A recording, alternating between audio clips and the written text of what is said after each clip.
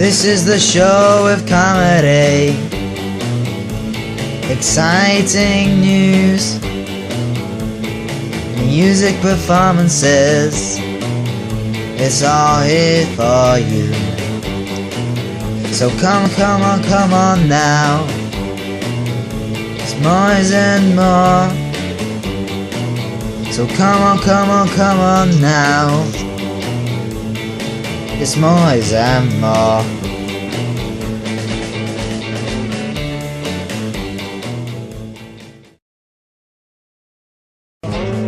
Coming up on this week's episode, I talk about pancakes.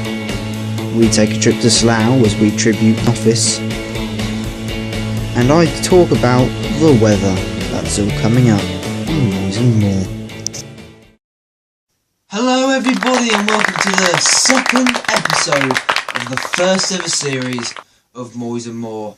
Last week I am pleased to say that Moyes and More was second on my top 10 videos of the last 28 days. That is amazing for a first show. So thank you all for watching last week, for liking and commenting. Not so much thank you to the few of you that disliked it. But hopefully, as you disliked it, you're not here again. If you are, why did you dislike it in the first place? Logic. Think. So last week we had a live performance from Dominic Buxton, which was a great performance.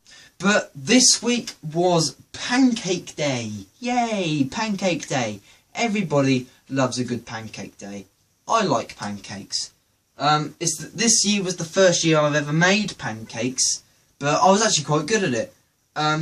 But the many people I talked to, I said, what do you have on your pancakes then? And they said, oh, sugar and lemon juice. I said, what?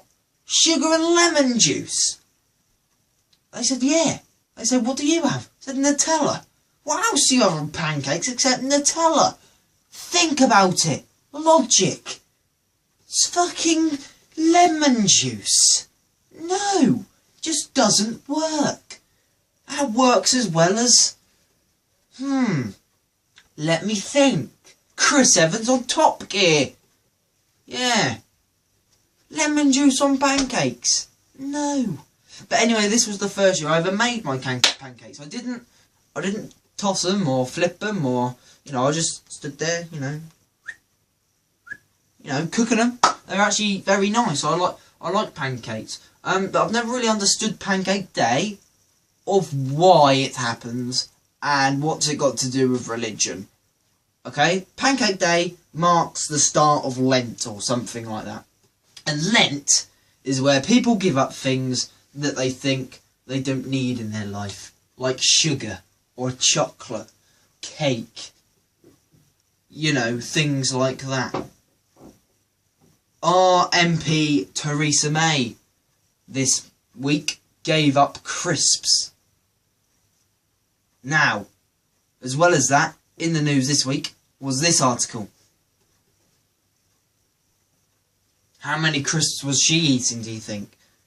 We thought that Theresa May does nothing. But now we know what she actually does do. Eat crisps all day. I suppose she's better at that than running our country. Also, recently in the news is they're bringing back the Nokia 3310. Something that we've all been waiting for. Talking about the Nokia 3310, let's take a look back at the original Nokia 310 with this headline. Now that just sums it up, doesn't it? That just sums it up. Losing your mobile phone that many years ago and finding it under your flab. Weird. So the new Nokia 3310 is going to be crossed with Android, and apparently it is going to have a whole 23.5 day battery life. What more could you want? Also, in Soapland this week, in EastEnders, it's all gone downhill even more for Mick. He's facing jail now because he can't pay his debts, he can't pay the fine, and most importantly, he can't pay the Polish builder that's half redone his roof. Also, Tina rode her cycle bike into a lorry. Not good. But over on Coronation Street, Steve is begging to see his son. So he's taken it through the courts. This is making Michelle sad and angry and wanting half the pub back. Also, this week, Benidorm made a return to our screens. And we all love a good old Benidorm. What more could you want? I'll tell you what more you can have. We're now going to take a trip to Slough as we visit The Office UK. The Office, a comedy, mockumentary and comedy sitcom written and created by Ricky Gervais and Stephen Merchant, also starring Ricky Gervais's main man himself, David Brent. Throughout this tribute, we'll be looking at the greatest moments in some of the history of The Office. So, let's head down to Slough and go to The Office. The Office first came to our British screens on BBC Two on the 9th of July 2001. Created, written and directed by Ricky Gervais and Stephen Merchant. The programme's about day-to-day lives, about characters in an office. Ricky Gervais playing main man David Brent, the head of The Office. 2 series with 6 episodes each were made, along with a pair of 45-minute Christmas specials. When it was first shown on BBC Two, it was nearly cancelled due to low ratings, but it has since become one of the most successful of all British comedy exports, as well as being shown internationally on BBC Worldwide, channels such as BBC Prime, BBC America and BBC Canada. The series has been sold to broadcasters in over 80 countries, including ABC One in Australia, the Comedy Network in Canada, TVNZ in New Zealand, and the Pan-Asian satellite channel STAR World, based in Hong Kong. David Brent is a really awkward boss, thinking he knows how to entertain. One of his favourite sayings is boss first, Fred second, probably entertainer third. America has a version of The Office which I don't think is as good. People debate though that the American version is better. However, I say that you can't get a great British sitcom like The Office UK.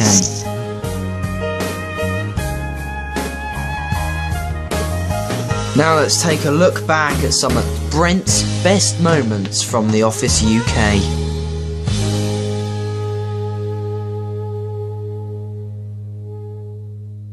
Okay.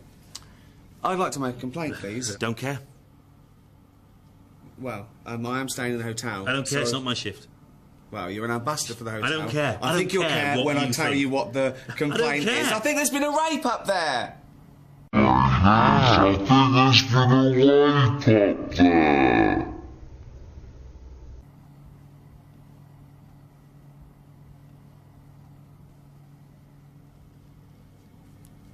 I got his attention. Get their attention. Hello, I wish to make a complaint. Not interested. My room is an absolute disgrace. Don't care. The bathroom doesn't appear to have been cleaned. What room are you in? 362. There is no 362 in this hotel. Sometimes the complaints will be false. Yeah, I spoke to her on the phone. Seemed quite nice, so feel a bit sick, really. Not nerves, excitement, really. Not sexual, you know. But she said to be wearing a white chiffon scarf to help me spot her. So, oh, for fuck's sake. David? Huh? Yep. Hiya. Susan? Yeah. Yeah. Can I get you a drink? No, I'll get one. Have you got one? I've got You one. go and sit down, I'll get one.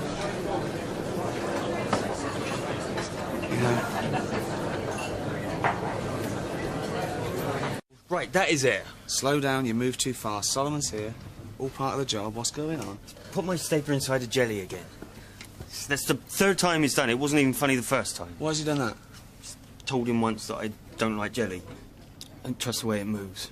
Yeah, you showed him a weakness. He pounced. You should know about that. Oh, what is in it? It's my stapler. Well, don't do that. Well, Eat it out. There's people starving in the world, which I hate. So, and it's a waste. So, How do you know it's yours? Because it's got my name on it in Tipex. Yeah, don't eat it now, in chemicals. Can't you discipline him? Oh, kinky! And we will be picking that up later on. Look at that face. Look at that face from Ricky Gervais. But now it's time to talk about the weather. The weather is something that most British people do on a daily basis. They talk about the weather. When you're stuck for conversation, we talk about the weather. When no one's talking and we want to break the silence, we talk about the weather. When we've got nothing better to talk about, we talk about the weather. When we're talking on the phone, we talk about the weather. But what is the point of the weather being on the TV after the news? Now, my dad, he watches the news on 3 different channels. He watches it on BBC, then he'll flick over to ITV to watch that version of the weather, and then he'll watch it on Channel 4. What is the point? Seriously, one of them says it's going to be sunny. It isn't. The other one says it's going to be windy. It isn't. The other one out of 3 isn't bad. The other one's correct. It says it's raining. It always is. But the people on the weather, they always tell us stuff that we don't know about. Like the wind pressure. What is the wind pressure? No one knows what the wind pressure is. And they also tell us the miles an hour of the wind. Why do I care? I'm not power gliding to Tesco's. I'm taking the car. I don't care. What is the wind pressure? What is it? Why do we need to know it? What we need to know is if it's raining or if it's snowing, windy, you know, sunny. Well, we know that's not going to happen. But in the last few years, they've brought in this new thing, naming storms. Last week we had Storm Doris. And in Storm Doris, our greenhouse at school got smashed. And a glass pane come off, shattered, and cut this boy's face. That is the cool version of the weather. But the weathermen, they always get things wrong. They're not trustworthy. They'll say, tomorrow it's going to be sunny. We know it's not going to be sunny. Tomorrow it's going to be raining. Like I say, they get that bit right. But in many respects I also feel sorry for the weather. Because we all know that middle-aged people do not understand technology. And we know that because they blame every single thing on the weather. Now, if your parents don't do this, are they even your parents? You must have had at some point your internet has a bit of a blip in the evenings. You're trying to watch The Office on Netflix and you're trying to get that circle going around. You'll say the internet's broken. Or you'll say, oh no, you know, it's just buffering. Mum will say, oh, it must be the weather. Why? What's the weather got to do with it? If you got a bad signal on your phone, Mum will say, it's the weather. To be fair though, my dad's a bit odd like that. When he didn't have a signal on his phone, this is a true story, this is a true story. When my dad did not have a signal on his phone, he said, is it because the oven is on? No, it is not because the oven is on. It is not because of the weather. It's because you're with Vodafone, and Vodafone are shit. But anyway, back to the weather. Everything is the weather's fault. One thing is not the weather's fault. That's if your mum leaves washing out on the line and it starts raining. Guess whose fault that is? Nope, not the weather. It's my fault, apparently. If you don't want to watch the weather, or look at the wind pressure on Google, or download any sort of weather app, I have got you covered. 2 things. 1. Wake up in the morning, look out your window. If you can't see, you've woken up too early. If it's bright and sunny, it's going to be a nice day. If it's cloudy, it's overcast, it might rain. Trick 2. If you're going out, plug or pin a leaf onto the washing line. When you come back, look at it, analyse it, feel it. If it's hot and warm and dry, it's been sunny. If it's wet, it's been raining. And if there isn't a leaf there anymore, it's been windy.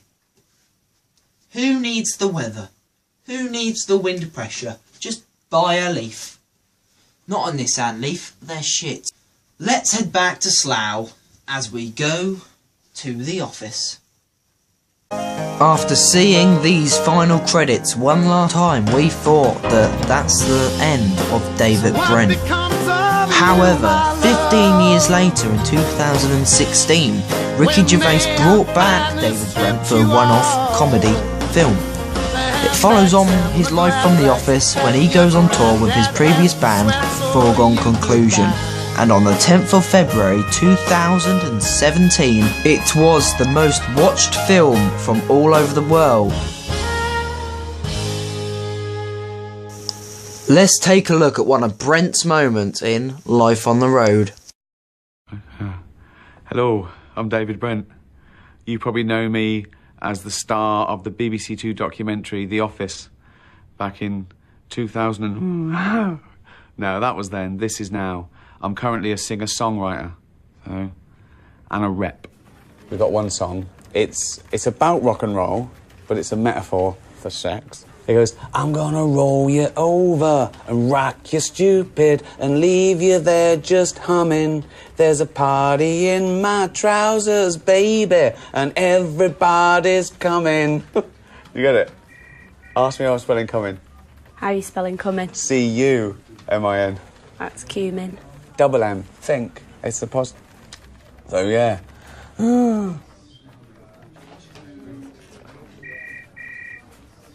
That sort of coming. Well, not with, but with, you know, although some women do squirt.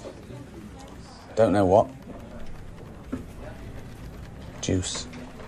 So there you go, David Brent started out in the office in Wernham Hog, but he went on tour with his crew, Foregone Conclusion, in his follow-on film David Brent Life on the Road. However, Ricky Gervais did state that Life on the Road would not be a The Office film, it is a film directly towards David Brent. So The Office may have finished in the early 2000s, but David Brent lived on to 2016. I've said it already, but what a magnificent comedy sitcom The Office was. I can't believe that it only managed 2 series, but the US version has managed many more. I don't know. But The Office was all thanks to this man, Ricky Gervais. So was David Brent, Life on the Road. You can buy merchandise from Life on the Road. I got these 2 from HMV. I got the David Brent Life on the Road CD. I got the David Brent Life on the Road DVD. The best £12.98 I have ever spent.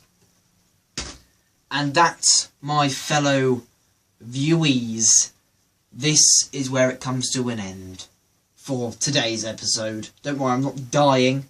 I am going to be back here next Wednesday. But this is where this episode ends. Now, unfortunately, I haven't got anyone booked for the end of the show. So, that only means one thing. You're going to have to listen to another 40 seconds of me singing terribly to the theme song. But thank you very much for watching, and I'll see you next week. Goodbye.